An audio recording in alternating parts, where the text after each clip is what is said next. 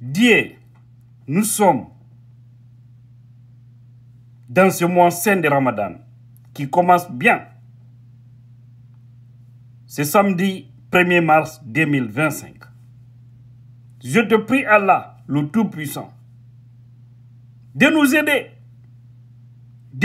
à nous débarrasser de ce groupe. Toi, tu peux. Tu es le dernier recours. Parce que quand on a un peuple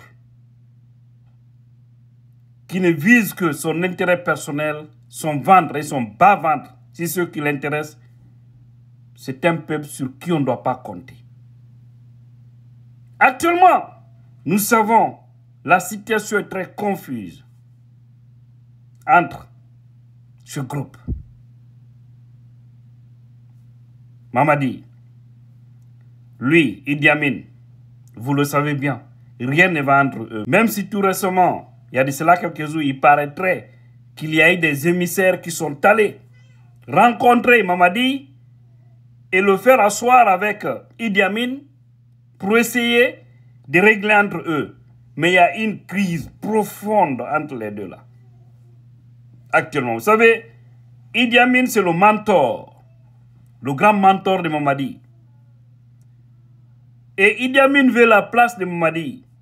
Amara, tout ce qu'il est en train de faire là, il tourne pour lui-même. Il fait des œufs.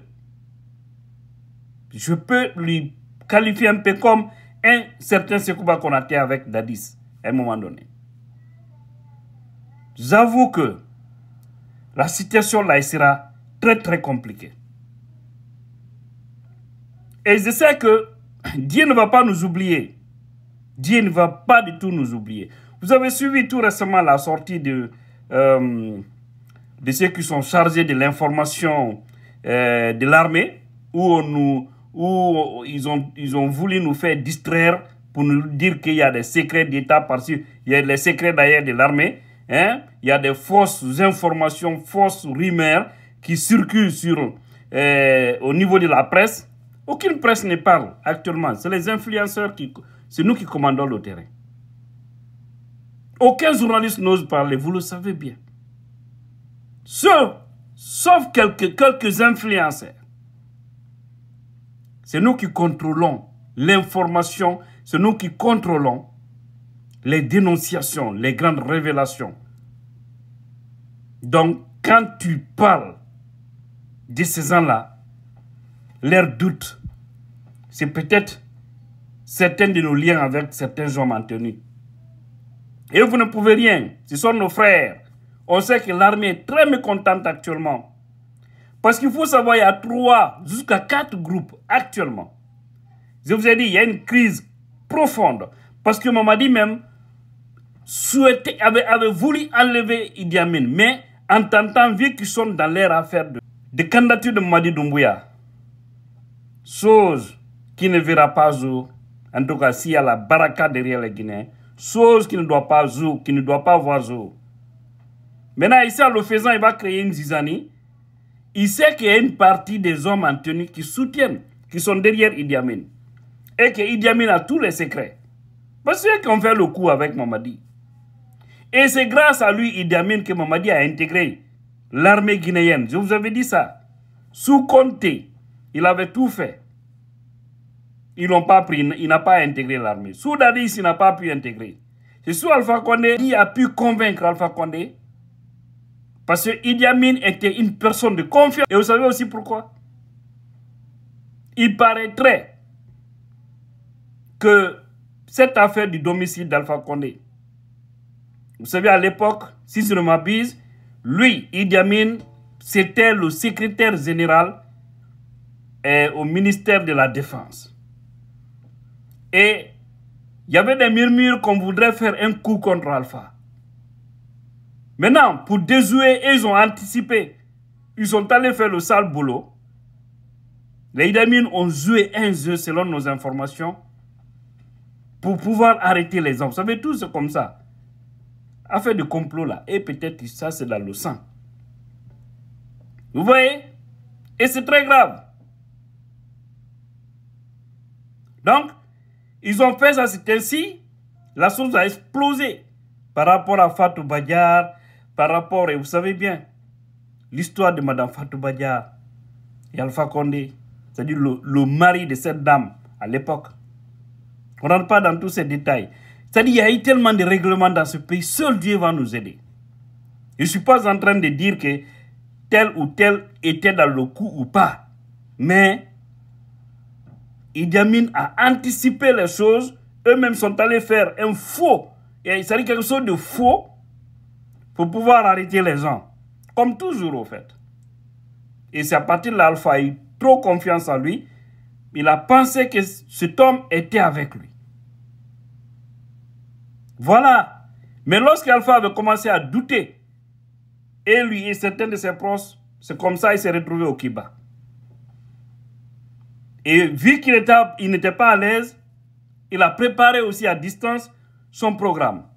Et ce qui a affaibli aussi Alpha Condé, c'est parce qu'il y avait une ambition du pouvoir des docteurs Diané qui se retrouvent aujourd'hui injustement détenus en prison. Je le dis comme ça, parce que c'est un règlement de compte, au fait. Ce n'est pas une question de détournement. Même Kassori, c'est une affaire de règlement de compte. C'est purement politique. Sinon, il n'y a pas plus voleur que le CNRD. Là. En 3 ans, ils sont devenus des multimilliardaires. C'est-à-dire c'est très beau d'arrêter les gens, de les condamner pour des vols.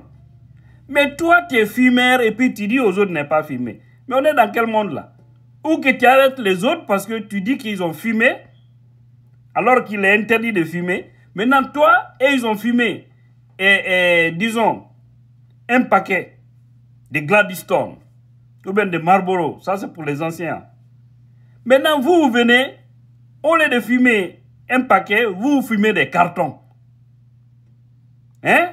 Comment est-ce que vous pouvez garder ces gens-là? Il y a les Zoukadi Kassouri doit faire 5 ans. Oui, vous savez, c'est pourquoi je vous dis dans la vie là, il ne faut jamais soutenir le mal. Il ne faut jamais soutenir ce qui est injuste.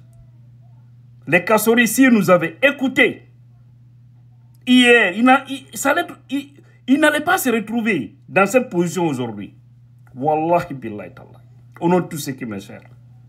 Alpha Condé n'allait pas se retrouver dans cette condition. Mais ils ont fait peur à Alpha.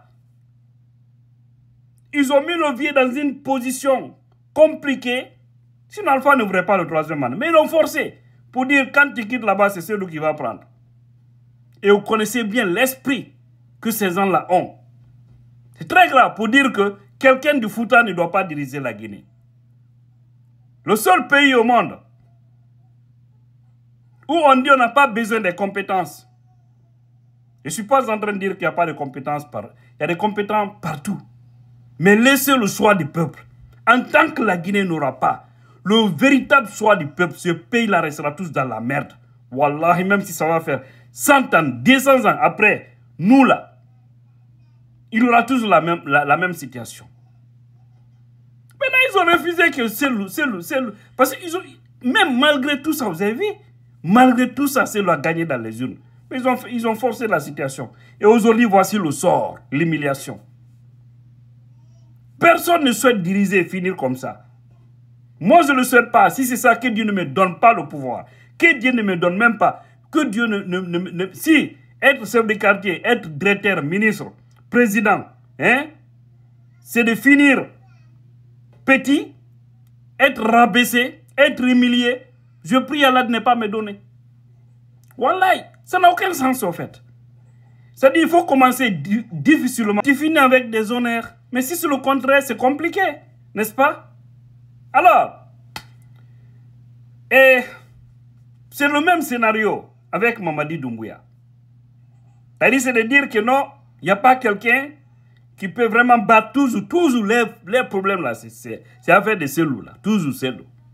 Mais moi, je vous ai dit, le problème, ce n'est pas Selou.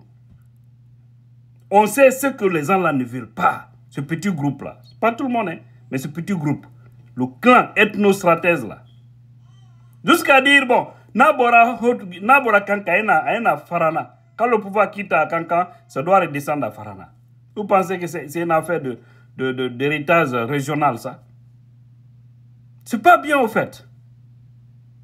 Non, maintenant, vous avez vu, Aujourd'hui, le sort de ces anciens-là, ça allait trouver qu'ils...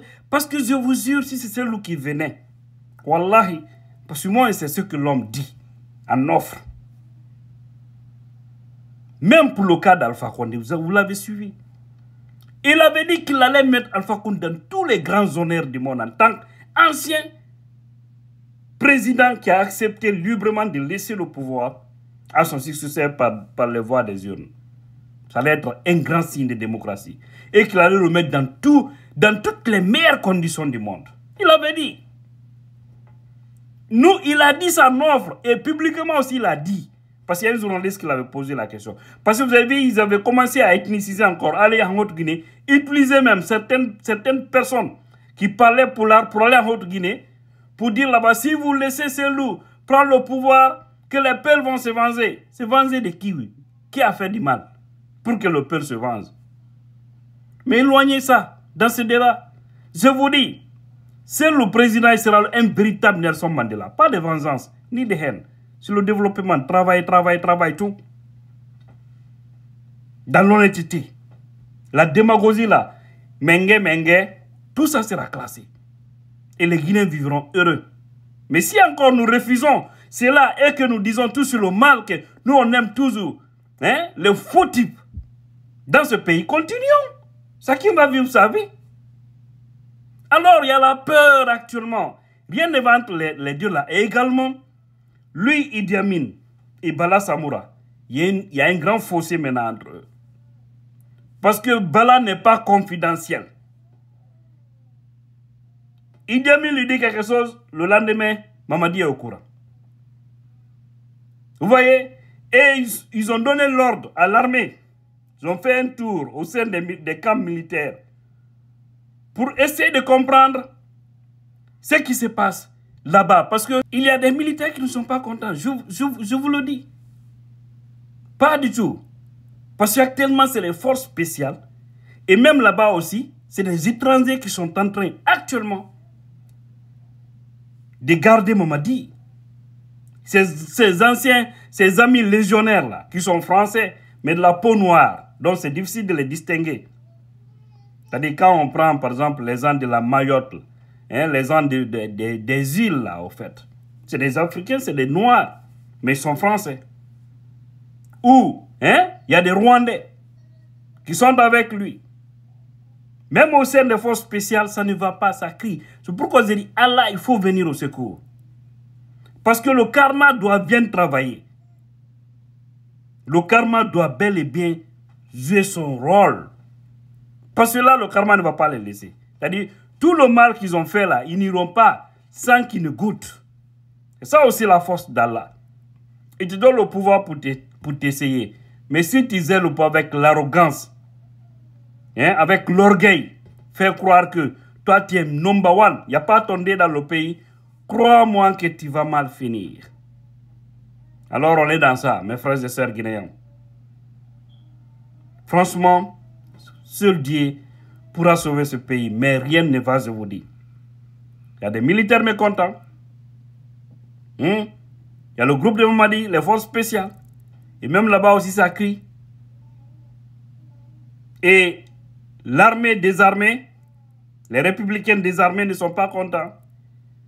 Mais, vu qu'ils ne sont pas tranquilles, ils savent qu'il y a trop de rumeurs dans le pays. Ils savent qu'entre eux, il y a une crise de confiance. Alors, ils cherchent à contrôler. Aller dans des camps. Et comprendre les choses. Et vous avez suivi, hein, leur communiqué là. Qui dit qu'il y a des rumeurs, des bruits, c'est-à-dire, il y a des gens qui tiennent des choses par rapport à l'armée, que tout ça, c'est faux, patati patata. Ça veut dire que les gens là, ils ne sont pas tranquilles, ils ne sont pas sereins. Donc, c'est le moment de faire des calois. Nos sages, nos imams propres, qui ne sont pas mêlés dans la corruption là, on ne donne pas des 4x4 là, parce qu'ils existent. Hein. Il y a des hommes de Dieu qui existent encore en Guinée. Hein. Il y en a. Voilà. Ils n'ont qu'à bien prier Allah pour que Dieu nous débarrasse de ces âles. Parce qu'ils ne vont rien nous apporter au fait, sinon que les problèmes. Et ça aussi la vérité. Voilà. Hare ko don to, assalamu alaikum. Que Dieu la puissance votre bien-aimé.